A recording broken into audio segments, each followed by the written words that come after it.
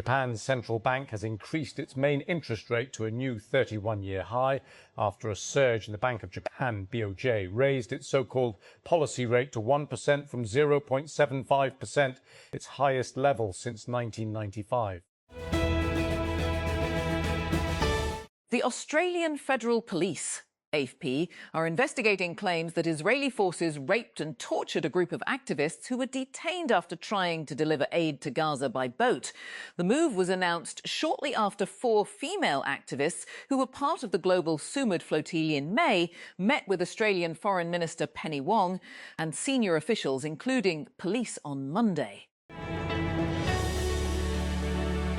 British forces have seized a Russian-linked oil tanker suspected of breaching sanctions while transiting the English Channel on Sunday, in what Prime Minister's significant setback for Moscow's efforts to fund its war in Ukraine.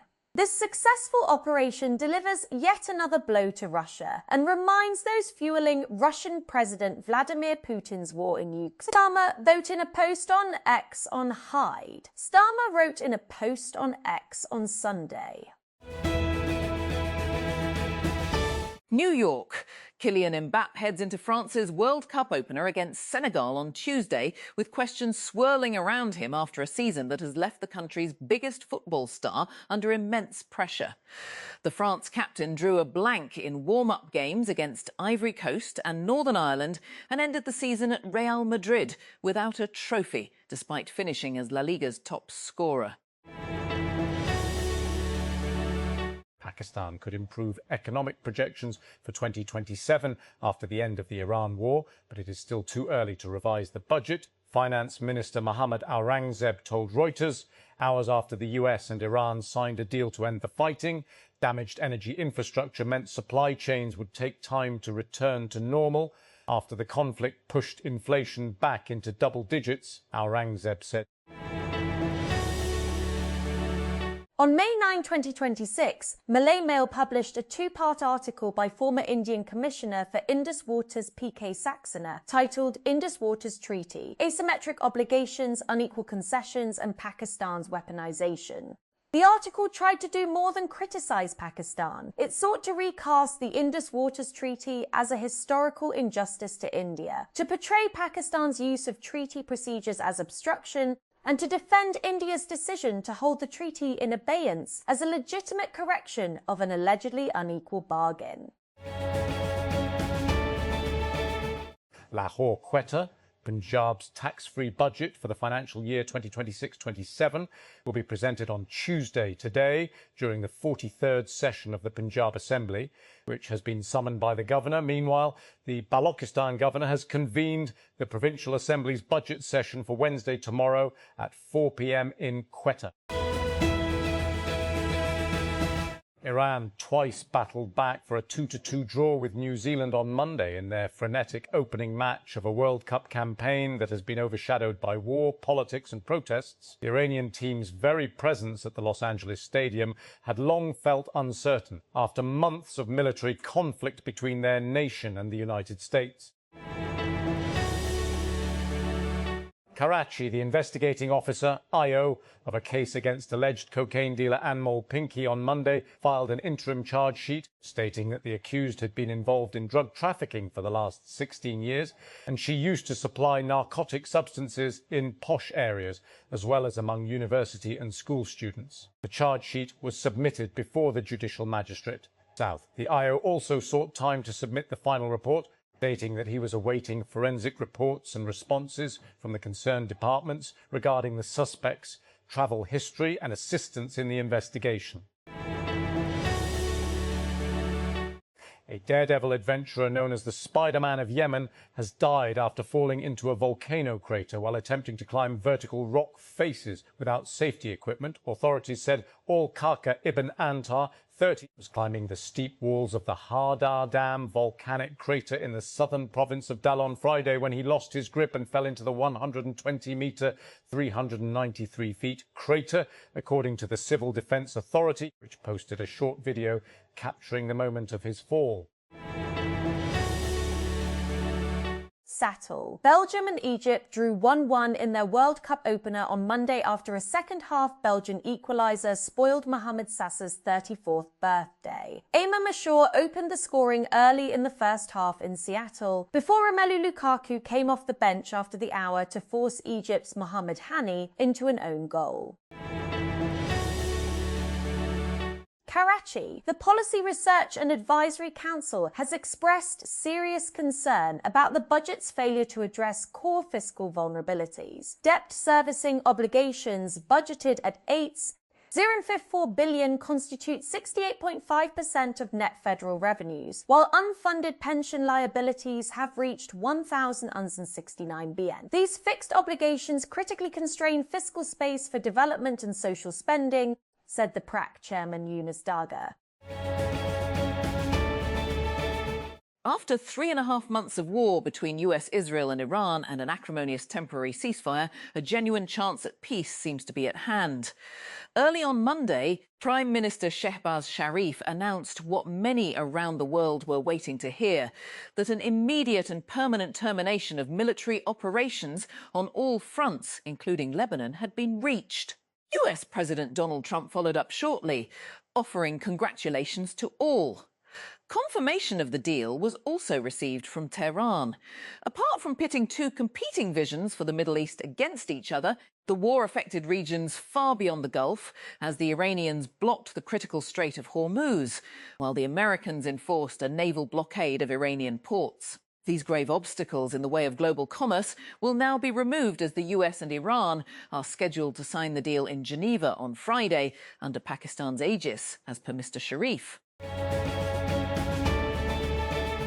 Maxi Araujo scored a late equaliser to salvage a 1-1 draw for Uruguay in their World Cup opener against Saudi Arabia, preventing another stunning upset in Group H after Spain's earlier goalless draw with Cape Verde. The Saudis famously beat Argentina 2-1 in their 2022 tournament opener, and they looked on course for another shock, courtesy of Abdullah Al-Amri's 41st minute strike, until winger Araujo stepped up 10 minutes from time at Miami Stadium on Monday. Allegations that Married at First Sight Australia stars were not told about their on-screen partner's previous drug and violence convictions are serious and disturbing, the country's media watchdog has said. The claims, reported in a BBC News investigation on Saturday, have also prompted a response from the UK's media regulator Ofcom, who called them deeply concerning. Abdullah Ibrahim, who helped define a genre of South African jazz music, has died at the age of 91. His family has said he passed away peacefully, surrounded by his family in Germany, after a short illness, according to a statement released on behalf of the family. Preliminary deal to end US-Israel war on Iran has sent oil prices tumbling to a 3-month low amid hopes that the Strait of Hormuz will reopen. But it could be months before American consumers see major relief at the petrol pump. Juba, South Sudan. In the days before Lankian was attacked, doctors at the local hospital rushed to evacuate patients. Some were women in labour. Others were being treated for gunshot wounds. By the evening of February 3, just hours after the last patients were carried out, a bomb struck the empty facility, ripping a crater through its warehouse. Fighting was underway in surrounding areas as South Sudan's military pressed forward with a counter-offensive aimed at retaking territory seized by opposition armed groups. As the army advanced eastward through Jonglei State, it captured town after town, pushing opposition fighters towards the Ethiopian border. FIFA says it has found no evidence that one of the referees at the World Cup breached its code of conduct after he was accused of making a white supremacist hand gesture during one of the games. FIFA's independent disciplinary committee can confirm that after looking into the matter involving support video assistant referee Sean Evans, it has found no evidence of breaches of the FIFA disciplinary code. Football's global governing body told Al Jazeera in an emailed statement on Monday. Over the weekend, Google CEO Sundar Pichai faced a small revolt when he delivered his commencement speech at Stanford University, where he earned his graduate degree in materials science and engineering. About 200 students from the graduating class reportedly walked out, while others loudly booed the tech executive. The focus of the protest was Google's defense ties, including Project Nimbus, the controversial $1.2 billion contract shared with Amazon to provide cloud and AI services to the Israeli military, as well as its relationship with the U.S. Immigration and Customs Enforcement Agency. US President Donald Trump has said a preliminary deal to end the war with Iran has already been signed and suggested that details of the agreement are set to be published pretty soon. "I am very happy to say it's signed. The deal is all signed," he said during talks with French President Emmanuel Macron at the G7 summit on Monday. The US government's enforcement letter to Anthropic, which effectively forced the company to pull its latest AI models offline just before the weekend, should be a wake-up call for any US tech company, AI lab or otherwise. We'll catch you up on the News Blitz. On Friday afternoon, the US Commerce Department sent Anthropic a letter invoking an obscure export control directive that banned non-Americans, including Anthropic's employees, from accessing Fable 5 and Mythos 5, citing an unspecified national security concern. Anthropic said it believes the letter is related to a bypass of the model's guardrails, but isn't sure because the letter doesn't provide specific details. The letter has not been made public. President Donald Trump touted his preliminary deal to end the Iran war and suggested he will seek to end hostilities in Ukraine and Lebanon as he joined global leaders at the Group of Seven summit in France. The United States leader's arrival on Monday in Evian-les-Bains came as partners grow increasingly wary of his erratic geopolitical performance. Hungarian members of parliament have passed a constitutional amendment limiting prime ministerial terms to 8 years. The reform effectively prevents former longtime leader Viktor Orban from a potential return to power. Parliament overwhelmingly voted in favour of the amendment on Monday, despite opposition from Orban's Fidesz party. 150 were MPs voted for the amendment, while 50 were against and 6 abstained. The European Union has officially launched the accession process for Ukraine and Moldova.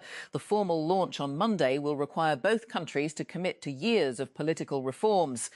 Ukraine must start the complex process while it continues to fight Russia's invasion. But Kyiv views EU membership as a security guarantee and an anchor for its efforts to join the West. The United Kingdom is the latest country to put in place tough restrictions for young people who use social media. Prime Minister Keir Starmer says his government will ban access to those under the age of 16.